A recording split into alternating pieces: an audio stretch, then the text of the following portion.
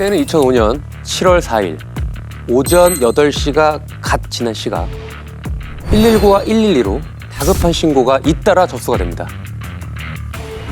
저 여기 그 터미널 사거리인데요. 어떤 여자분이 쓰러졌는데 그 피가 막 흐르는 게 하혈을 하는 것 같기도 하고 이거 아무튼간에 저 빨리 좀 와주세요. 빨리요. 에? 아침 8시면 한창 출근 시간인데 시간인데. 무슨 일이지? 신고가 들어온 곳은 버스 터미널 근처였는데요. 아산 지역의 회사 통근버스들까지 줄지어 서 있는 곳이라 사람이 굉장히 많아서 같은 신고가 여러 건 접수된 상황이었습니다. 신고를 받았던 인근 파출소 직원들이 먼저 출동해 현장을 살폈는데 상황이 심상치 않다면서 강력팀의 출동을 요청해서 저도 바로 현장으로 나갔었고요. 강력팀을 불렀다는 거는 큰 사건이란 얘긴데. 보통 사건이 아니라는 거죠. 강력팀을 불렀으니까. 그럼 현장 상황이 어땠던 거예요? 신고된 여성은 이미 인근 병원으로 이송된 상태였고 현장을 목격한 몇몇 분들이 놀란 가슴을 쓸어내리고 계시더라고요. 일단 여성이 쓰러졌다는 것부터 확인했는데 보자마자 뭔 일 나긴 났구나 싶었습니다. 뭐지? 피를 많이 흘렸나? 네, 길바닥에 혈흔이 낭자 있는데 아휴. 피 웅덩이가 고여 있었습니다. 단순히 하혈한 정도의 상황이 아니었던 거죠. 야, 피가 그 웅덩이가 될 정도로 이렇게. 그럼 하혈이 아니면 누가 이렇게 공격을 한 건가요? 야, 출근 시간에 터미널 사거리에서? 그렇죠. 좀 이상한 상황인 건 맞죠. 그런데요, 그 당시에 그 현장에 있었던 목격자분들 중에 여성이 쓰러지기 직전의 상황을 본 분들이 있었습니다. 쓰러지기 직전에 뭘 봤다는 거예요? 여성이 횡단보도에 서 있었는데 어떤 남자랑 살짝 부딪히는 것 같더니 갑자기 윽 하는 소리를 지르고 쓰러지더랍니다. 그리고 순식간에 여성의 치마가 피로 젖었다고 했습니다. 이게 무슨 얘기야? 그냥 부딪히기만 했는데 남자랑 근데 바로 쓰러진 거예요? 아니, 어떻게 부닥쳤길래 그럴 수가 있지?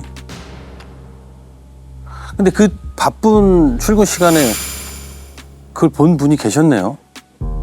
그 여성을 보고 있었던 게 아니라 그 남성이 좀 독특해서 사람들 눈에 띄었던 것 같습니다. 모자를 눌러 쓰고 있었는데 모자 아래로 묶은 머리가 허리까지 왔다는 겁니다. 모자를 이렇게 눌러 썼는데 쪽머리 묶고 허리까지. 특이하긴 하네요. 다들 부딪힌 그 장면만 봤을 거잖아요. 근데 그 여성분이 왜 갑자기 쓰러진 거지? 근데 그 현장을 정리하고 여성이 이송된 병원으로 갔더니 제가 도착하기 10분 전에 여성분이 이미 사망을 했다는 겁니다. 아이, 어머. 아니 부딪혔는데 사망을 해요?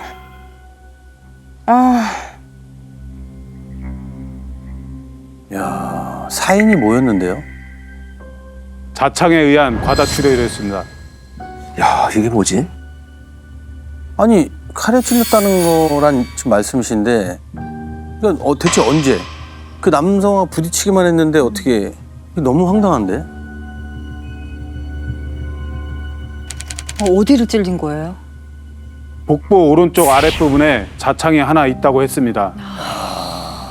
배 아래.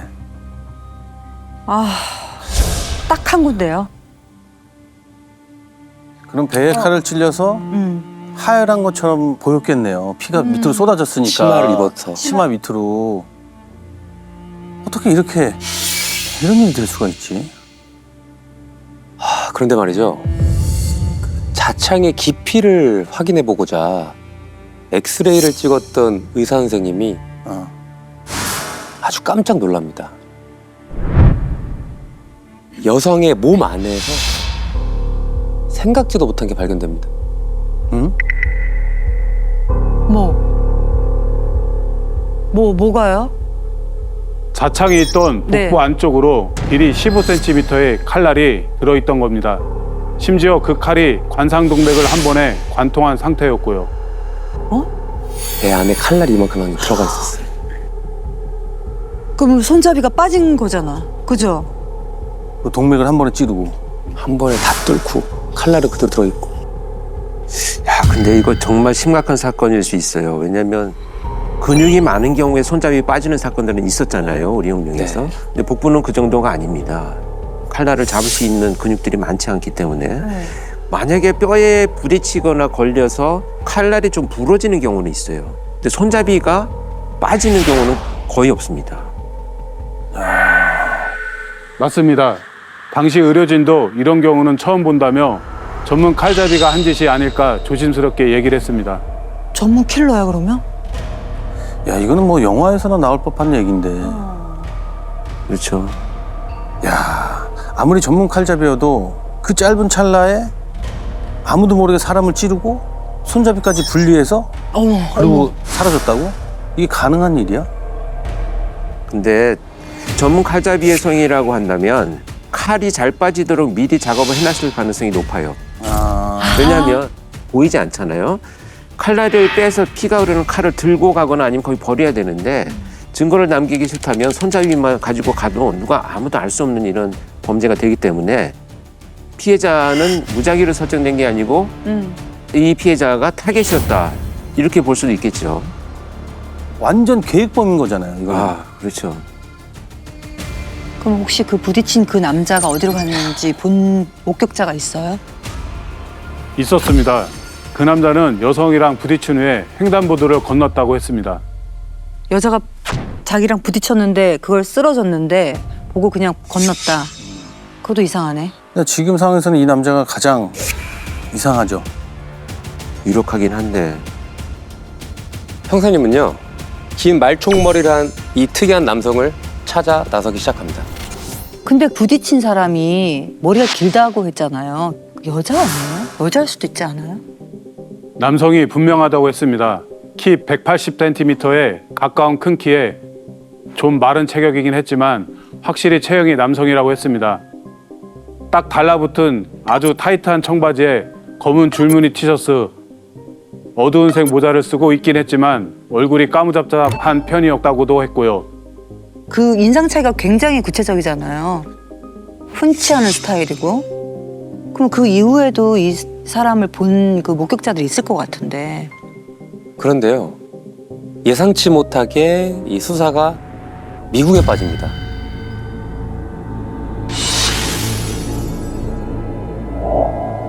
사건 현장부터 이 주변 지역까지 샅샅이 뒤져도 이 긴 말총머리라는 남성을 본 사람이요, 한 사람도 없습니다.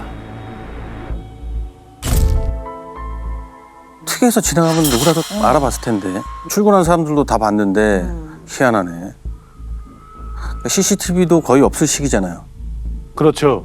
그나마 사건 장소가 버스 터미널이어서 좀 기대를 했었는데 저희가 싹 다 뒤졌지만 말총머리에 모자를 쓴 남성은 보이지 않았습니다.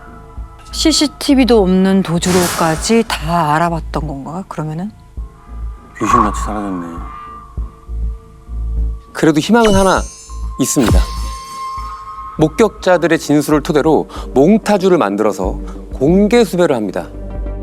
이 사람이에요? 근데 말총머리가 아닌 것 같은데? 뒤에 이렇게 묶인 건가? 이렇게 내려서 뒤를 묶었나? 목격자들이 머리를 뒤로 묶은 상태에서 얼굴을 본 거라서 몽타주가 이렇게 나온 겁니다. 저게 그러니까 뒤로 이렇게 묶은 상태라는 거죠. 키는 175에서 180cm 정도 수정이 되고 뒷모습은 말총머리를 했을 것이며 어두운 색 계통의 모자를 쓰고 동남아 외국인풍으로 수정을 한다. 근데 동남아풍 외국인이라는 거는 그거는 얼굴이 까매서 그런 건가? 까무잡잡해서? 그럴 수도 있겠죠. 맞습니다. 그때 아산 공장지대 동남아에서 온 근로자 등중 머리를 길게 길러서 묶은 사람들이 많았거든요. 그래서 일일이 다 찾아서 알리바이를 모두 확인했는데 용의선상에 올릴 사람이 없었습니다. 공장까지 다 뒤졌는데도 안 나온다. 목적이 뭐였을까요? 전문 칼잡이가 왜? 개인적인 원한이나 돈 때문에? 아니면은 전문 칼잡이라고 했으니까 사주를 받고 청부살인 같이, 그죠?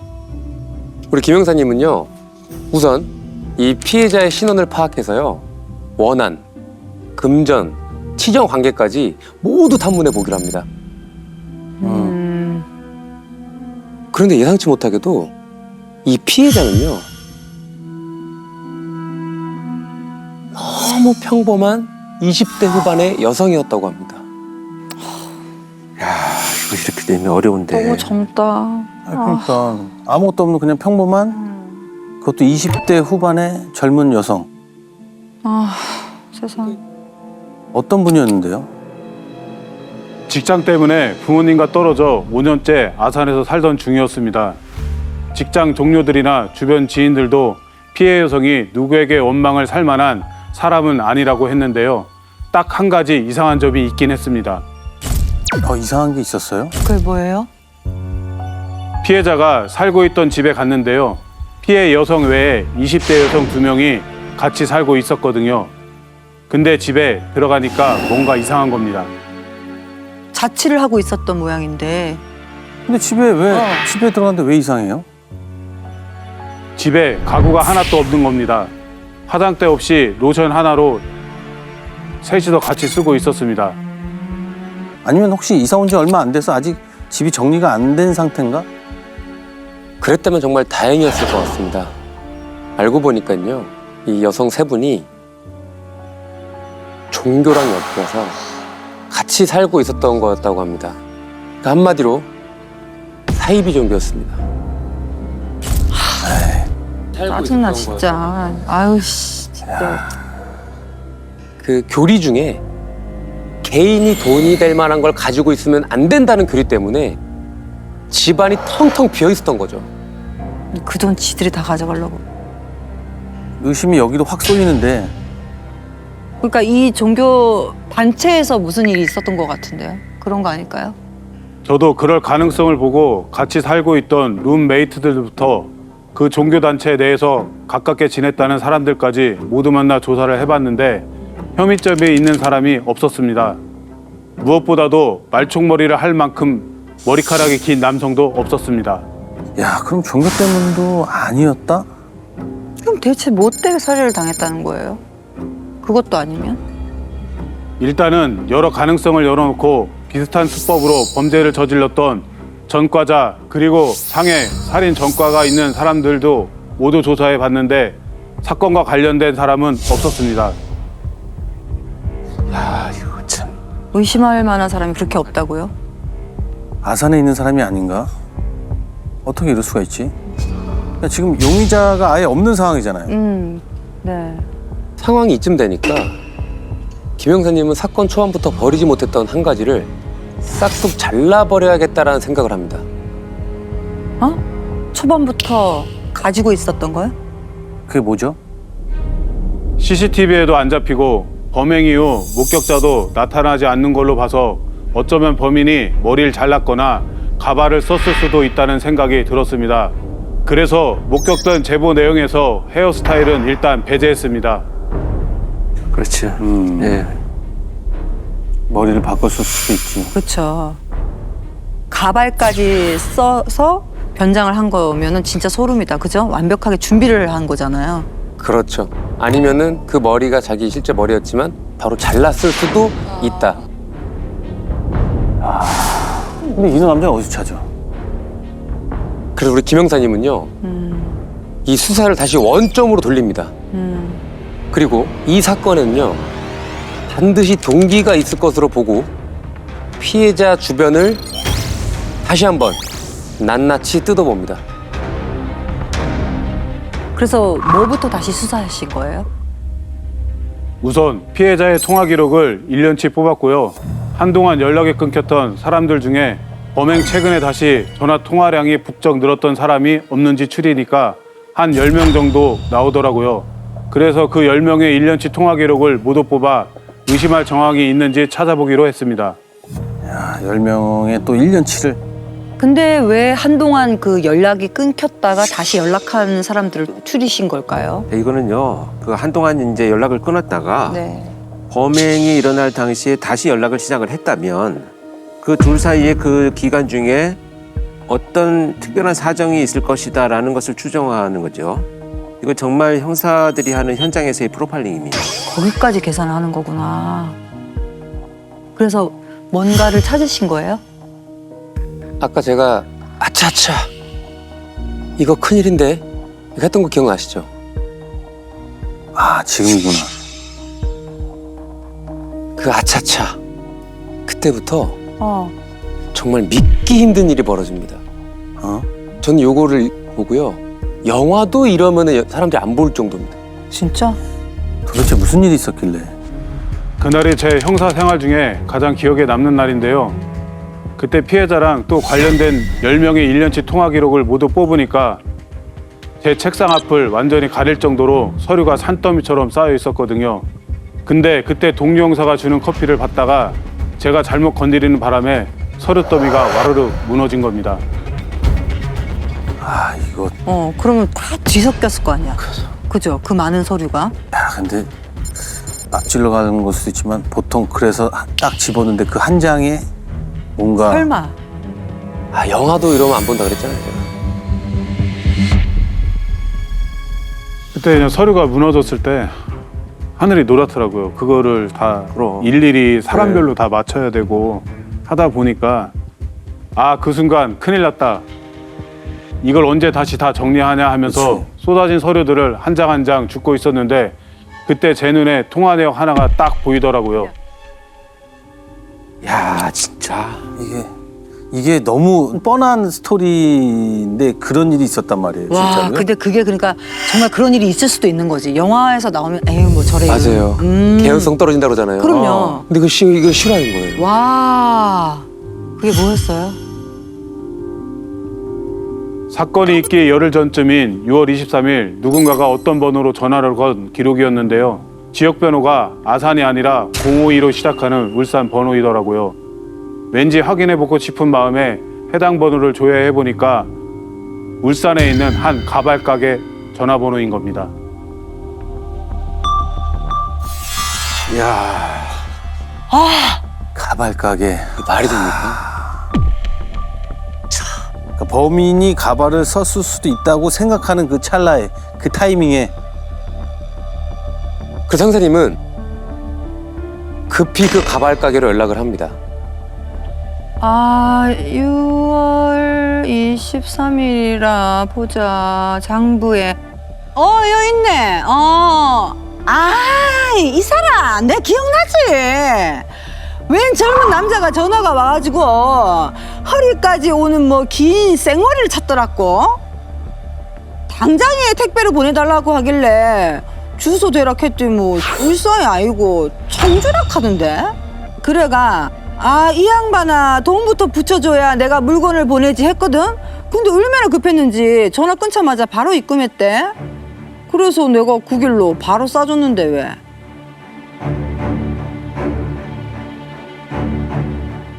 근데 청주? 아산이 아니라?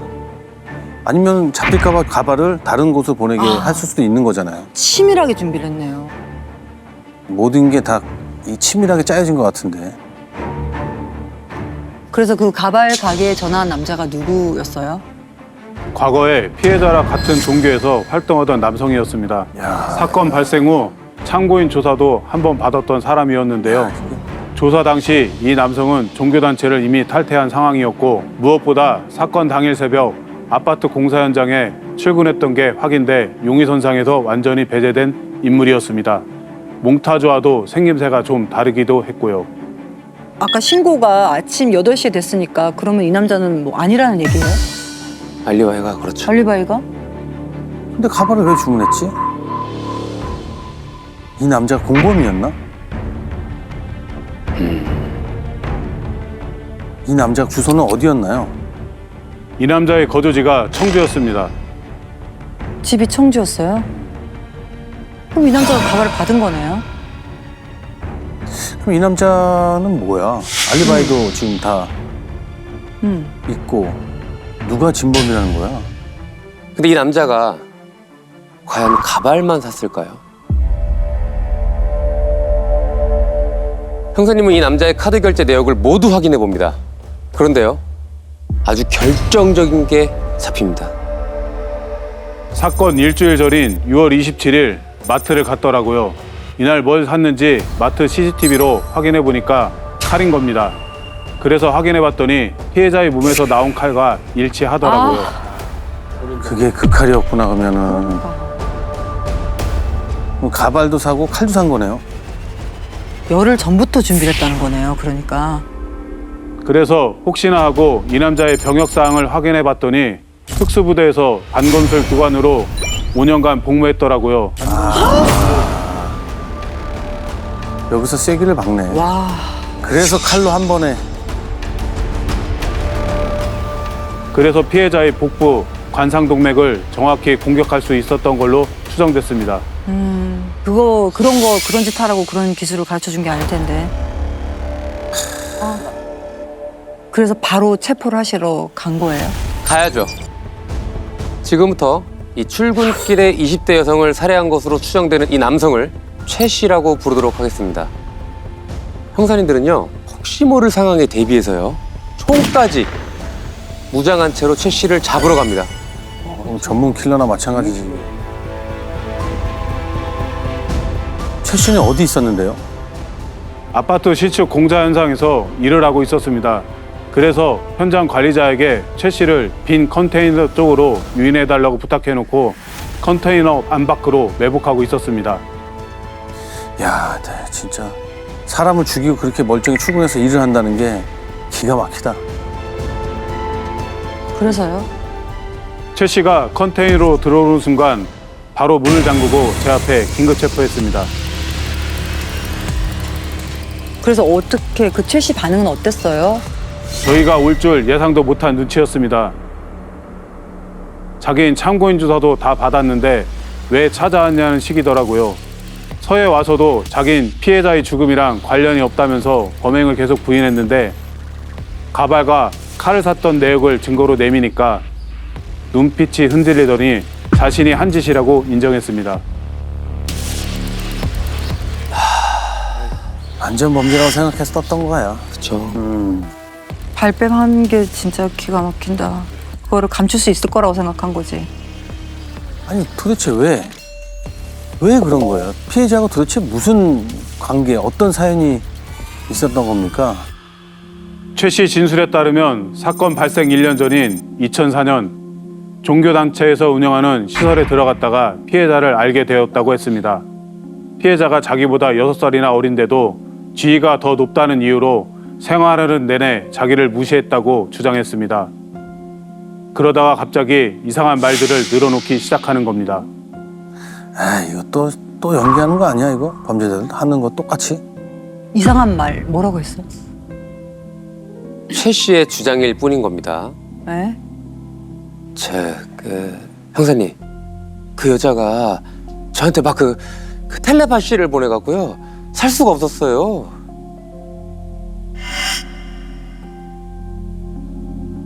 제가 어느 날 있잖아요.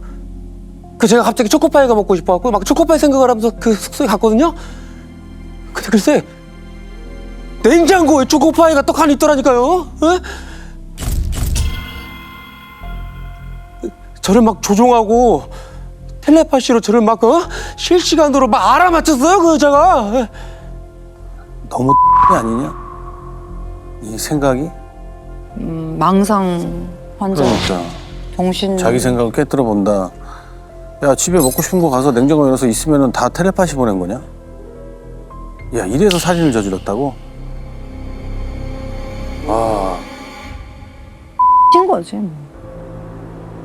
결국 피해 여성 때문에 그 종교에서도 탈퇴하고 시설에서도 나오게 됐는데 그 후로 밥 사 먹을 돈이 없어서 쓰레기통을 뒤지기까지 했다고 했습니다.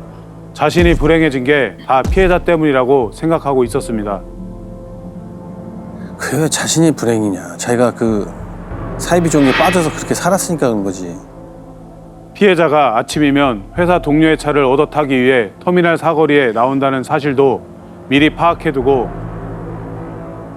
범행을 위해 칼 손잡이도 헐겁게 만들어뒀다고 했습니다. 그리고 사건 전날 피해자 집을 찾아가기까지 했는데요.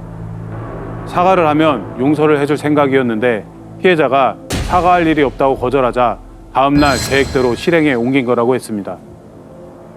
다짜고짜 뭘 사과해요? 뭘?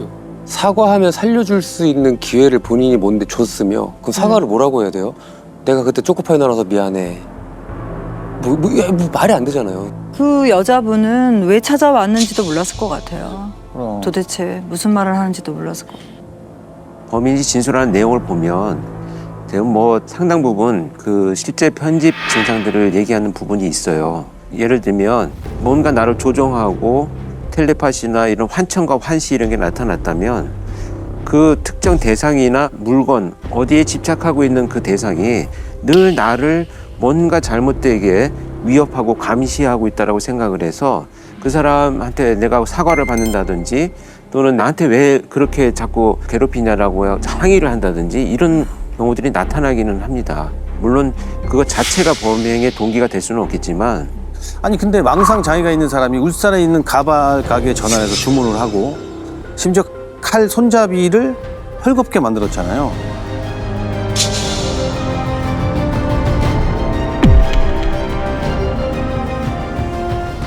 망상장애라고 하는 것이 내 사고 체계가 완전히 와야 되는 건 아니에요. 내가 필요로 하는 곳에 대한 어떤 목표들은 그대로 남아있기 때문에 인지적 활동이 가능하다는 거죠. 진짜 이게 장애로 판단을 서서 형을 집행을 하고 이 사람이 나와서 또 다시 이런 경우가 생길 수도 있잖아요. 그래서 원래 판결을 할 때 이렇게 심신미약이 전문가들에 의해서 인정이 됐다라고 하면 징역형을 받지만 거기에 치료 감호를 같이 선고를 합니다. 그래서 일정 기간 치료를 하는 것을 형에 산입을 해서 같이 판결을 하는 거죠. 그래서 재판 결과가 어떻게 됐나요? 망상장애로 인한 심신미약이 인정이 돼서요. 징역 10년이 선고되었습니다. 아무튼 죽은 사람만 너무 억울한 거죠. 뭐 심신미약이나 뭐 어떤 변명이 있을지 모르지만은 죽은 사람만 너무 억울한 것 같고 너무 많이 고생하셨고요. 야, 이게 지금 실수로 떨어뜨린 서류에서 발견한 번호로 시작해서 여기까지 온 거잖아요.